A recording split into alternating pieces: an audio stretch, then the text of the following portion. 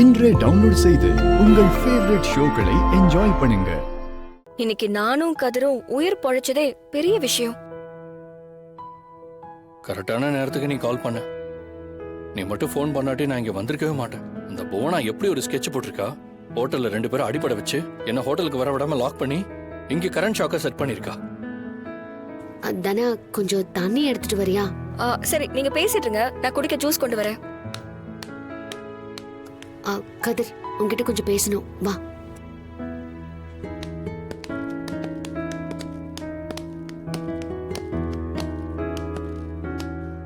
கதிர், உனக்கு ஒரு விஷயம் தெரியுமா?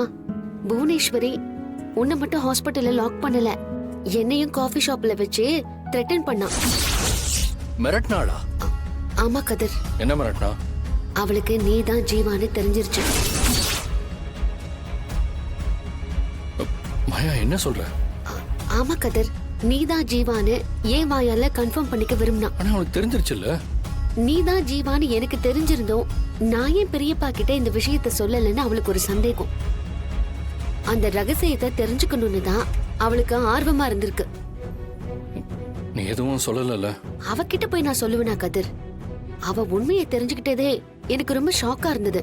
அதனால அந்த உண்மையை என் மூலமா கன்ஃபார்ம் பண்ணிக்க நினைச்சப்பதான் என்கிட்ட மாட்டிக்கிட்டா. நீ ஜீவா இல்லைன்னு நான் சாதிச்சிட்டேன்.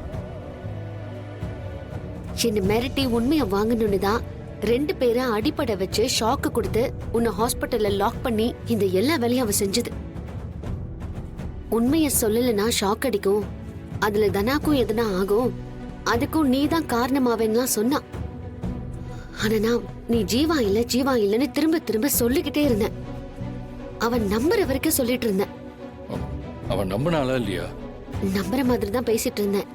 நீதான் ஜீவான்னு எனக்கு தெரிஞ்சா அத பெரியப்பா கிட்ட சொல்றதுக்கு எனக்கு என்ன பிரச்சனை அப்படின்னு சொல்லிட்டு இருந்தேன். ஜீவாவை வீட்டுல எல்லாரும் தேடிட்டு தான் இருக்காங்க, நான் ஏன் அதை மறைக்க போறேன்னு அவகிட்ட திரும்ப திரும்ப சொல்லிட்டே இருந்தேன். அவ பாதிதான் நீ ஜீவா இல்லன்னு நம்பியிருக்கா. ஆனா ரொம்ப நாளைக்கு இந்த விஷயத்த நம்மளால மறைக்க முடியாது.